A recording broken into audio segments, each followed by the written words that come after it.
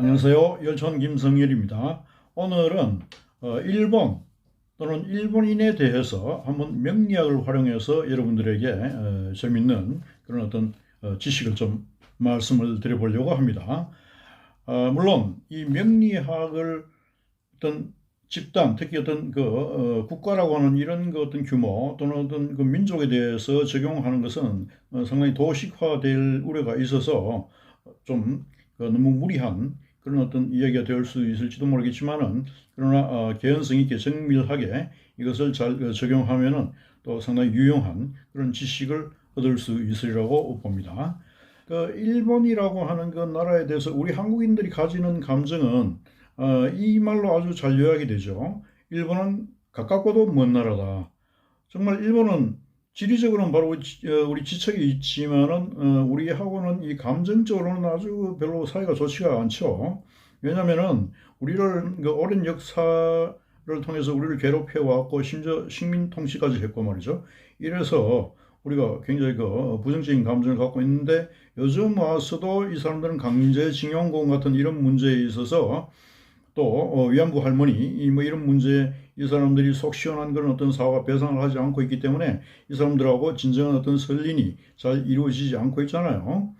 그런 나라가 일본인데, 그런데 일본은 우리 한국 사람들만 깔보고 싫어한다고 하는 이런 말이 있을 정도로 이 서구라든지 여타 다른 나라들은 일본에 대해서 굉장히 호의적이고 또 그리고 어떤 뭐 신비한 감정 이런 것까지 느끼는 이런 형편이라고 할 수가 있어요. 왜 그런가 하면은 일본의 이 문화라든지 예술도 그렇고 기타 굉장히 과학 뭐 이런 경제 이런 것이 다 큰 이런 발전을 한 대국이기 때문에 그럴 텐데, 문화적으로 본다면은 일본은 19세기의 우키요에라고 하는 이 전통 목판화가 있는데, 이 목판화가 이 서양의 그런 예술가들에게, 특히 미술가들에게 많은 그런 어떤 영향을 끼치다고 하는 거죠. 특히 이제 프랑스의 그런 화가들에게 많은 영향을 끼치다고 하고, 특히 고흐 같은 작가는 거기 굉장히 심취해서 자기 자신의 그림을 그리는데 많은 어떤 도움을 받다고 하는 그런 일화는 잘 알려져 있는 이야기입니다. 그리고 또 일본의 하이쿠라고 하는 그런 이 전통 시가가 있는데 17자로 딱 고정되어 있는 정형시죠. 이 하이쿠를 또 좋아하는 사람들도 세계적으로 많이 흩어져 있다고 해요. 가령 보르헤스라고 남미의 아르헨티나의 유명한 소설가 작가인데요. 이 사람도 이 하이쿠를 굉장히 좋아해서 자기 스스로 그것을 창작할 정도로 하이쿠의 애호가였다고 하는 거예요. 그리고 락 그룹 퀸의 메인 보컬인 프레디 머큐리도 1970년대부터 자기를 알아봐주고 좋아해준 일본에 굉장히 호감을 가져서 휴가 때면은 종종 일본을 찾았다고 하는 그런 또 이야기가 전해지죠. 일본이 문화적인 그런 측면에서 상당히 나름 큰 어떤 성과를 뭐 거두었다고 하는 것은 노벨 문학상도 일본은 이미 사실 두 차례 수상한 바가 있습니다. 1968년에 가와다 야스나리라고 하는 이 소설가가 이미 노벨 문학상을 한번 받았었고, 그 다음에 1994년에 오에 겐자부로라고 하는 작가가 또 한 번 또 받았죠. 2018년에 가즈오 이시부로라고 하는 이 사람은 영국인인데 6세인가 7세 무렵에 영국에 귀화한 일본인입니다. 이 친구까지 노벨상을 받았는데 이렇게까지 이 사람도 한 0.5회 정도의 일본인 수상에 넣어준다면은 일본은 이미 노벨 문학상을 한 2.5회 정도 받았다고 할 만한 그런 큰 업적을 갖고 있는 것이죠. 이처럼 일본은 굉장히 문화적으로도 굉장히 큰 그런 어떤 성취를 갖고 있는 나라인데, 그러나 우리 박경리 작가 같은 분은 일본인들이 허무주의에 바탕한 그런 아주 냉담한 어떤 탐미주의, 말하자면 생명을 존중하지 않는 그런 어떤 탐미주의, 에로티즘 이런 것을 신랄하게 비판하기도 했었습니다. 그래서 일본이라고 하는 나라는 우리에게 독특한 그런 나라라고 할 수밖에 없는데, 일본인들의 그런 어떤 그 독특한 캐릭터에 대해서는 일찍이 루스 베네딕트라고 하는 미국의 문화 인류학자가 자신의 그 국화와 칼이라고 하는 그 책에서 아주 그 명료하게 한번 지적한 적이 있죠. 국화와 칼이라고 하는 그 책은 아마도 세계에 알려진 그런 아마 최초의 그런 일본인론이 아닌가 싶은데요. 여기에서 루스 베네딕트는 일본 사람들이 아주 그 얌전하면서도 호전적이고 또 궁극주의적이면서도 탄미적이고 또 그리고 아주 예의 바른 듯 하면서도 또 그냥 아주 굉장히 무례한 거친 이런 측면이 있고 또 일본인들은 과감하면서도 급정이고 또 보수적이면서도 진취적인 이런 성향을 갖고 있다면서 이 사람들이 아주 모순된 그런 캐릭터를 잘 지적한 적이 있습니다. 이처럼 일본은 굉장히 외국인들에게도 독특하게 받아들여지는 이런 나라인데 이 일본과 일본인을 그러면 음양 오행론으로 한번 풀어보면 어떨까? 명리학이라고 하는 것은 사실 음양 오행론이에요. 즉 음양론 플러스 오행론입니다. 그래서 이 음양론과 오행론으로 이제 한번 일본인을 좀 풀어볼 텐데요. 우선 음양론으로 볼 때 일본인들은 음성분이 강한 이런 민족, 그런 나라라고 이렇게 생각이 됩니다. 왜냐하면 일본 사람들은 상당히 내향적이다. 이런 사람들로 이렇게 볼 수가 있거든요.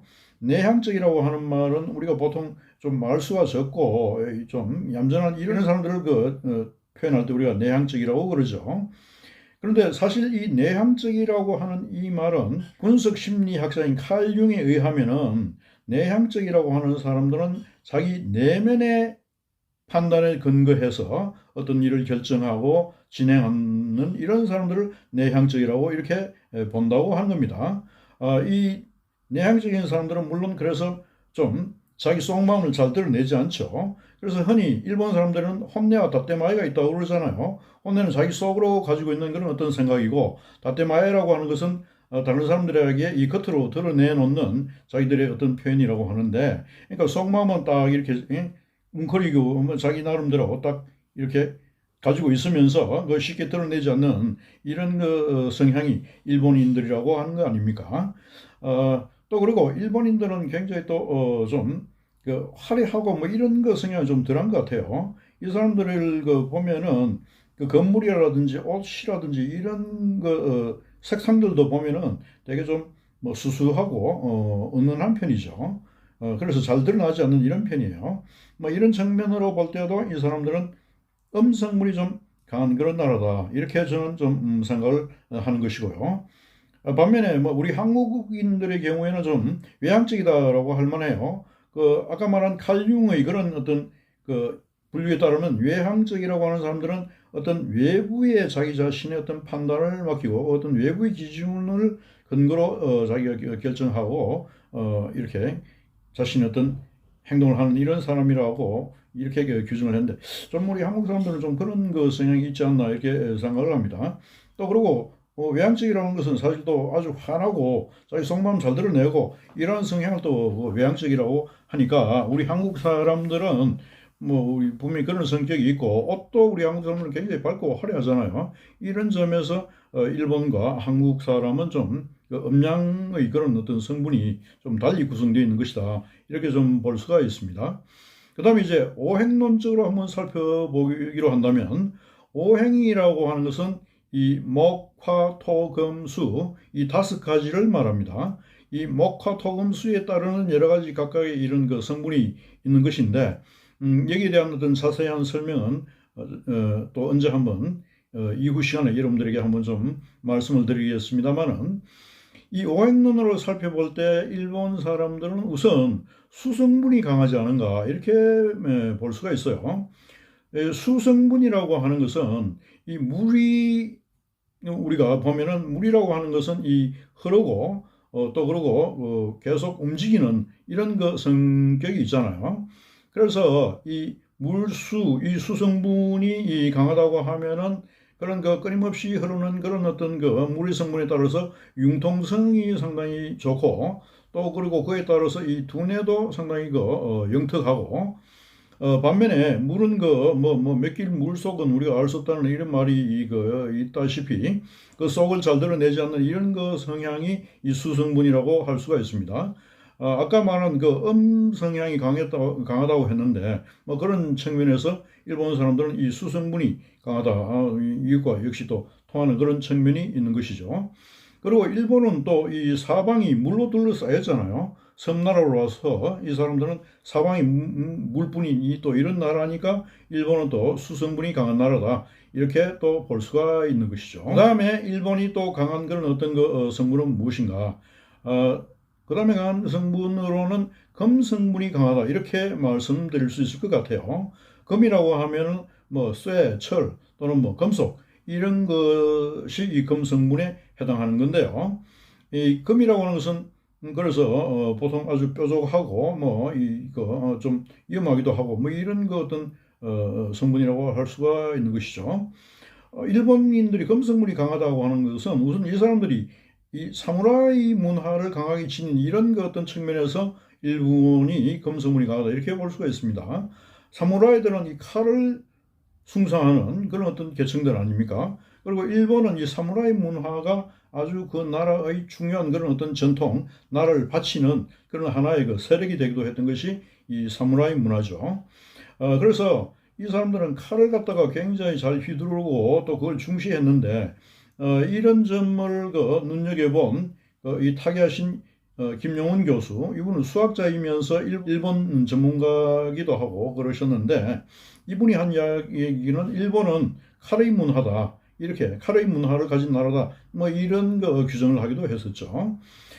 이처럼 일본은 이 금속으로 된 그런 칼을 아주 잘 다루고 잘 휘두른 그런 나라라고 할 수가 있는데 사실 일본은 16세기까지만 해도 농부들도 이 칼을 가지고 다녔다는 겁니다. 그러면서 자기들끼리 막 칼 무림도 하고 그랬다는 거예요.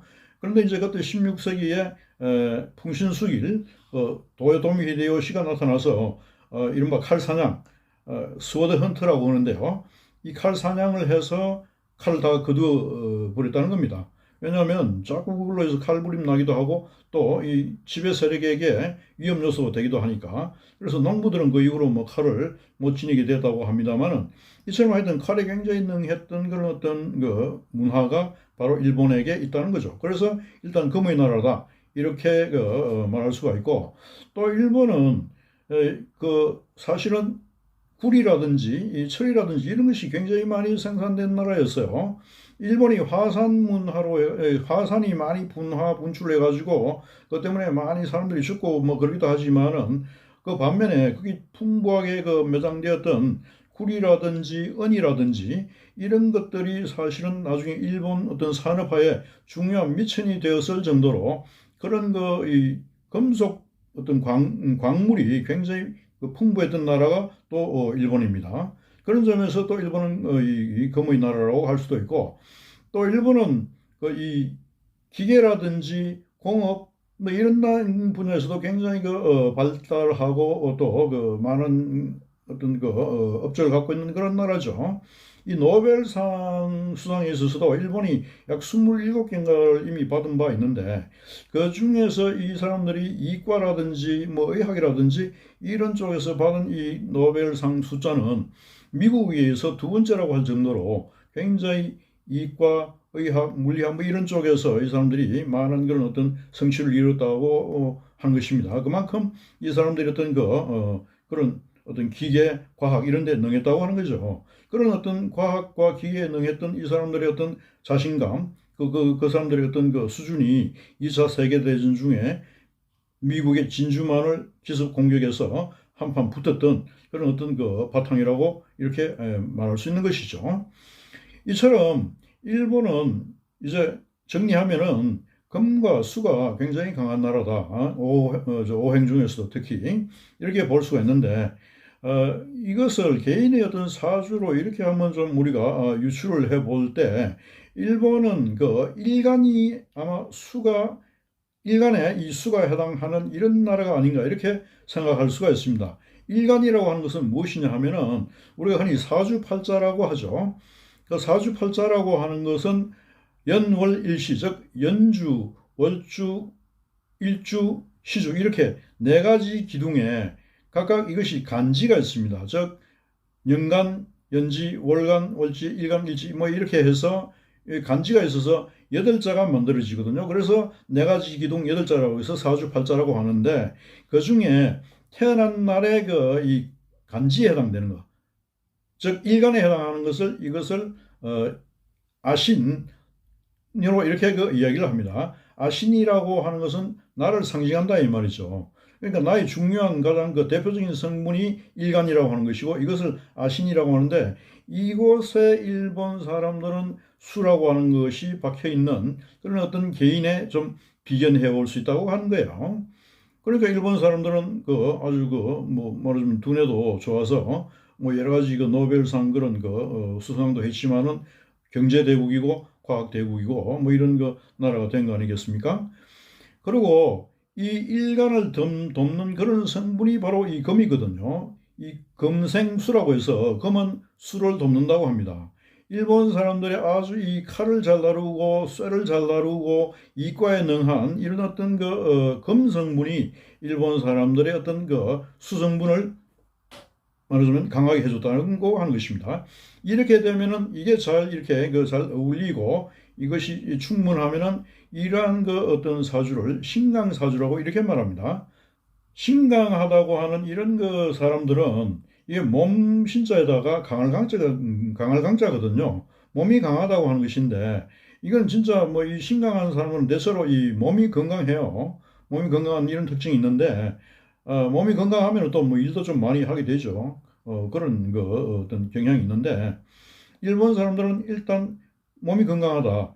이 사람들이 사실 세계에서 최장수 국가잖아요. 이런 점에서 일본 사람들은 정말 신강한 국가다. 뭐 이렇게 볼 수가 있죠. 그리고 또 이 신강하다고 하면은 자기의 어떤 주관, 주대, 뭐 달리 말하면 주체성이 강하다. 또 이렇게 볼 수도 있습니다.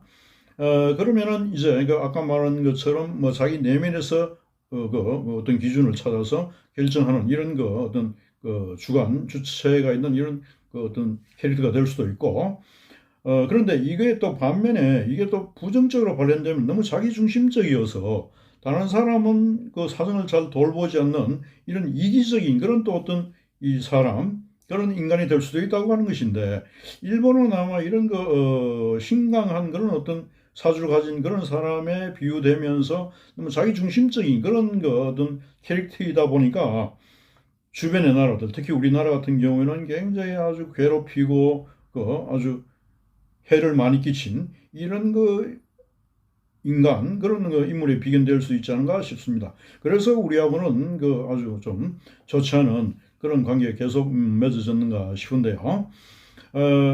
일본인들의 이런 캐릭터라고 하는 것은 뭐 그 외에도 또 이 사람들이 또 거기에 맞는 어떤 적절한 그런 또 화, 목 이런 것이 또 잘 들어와서 말하자면 운의 흐름이 아주 좋았던 그런 어떤 인물에 비견될 수도 있어요.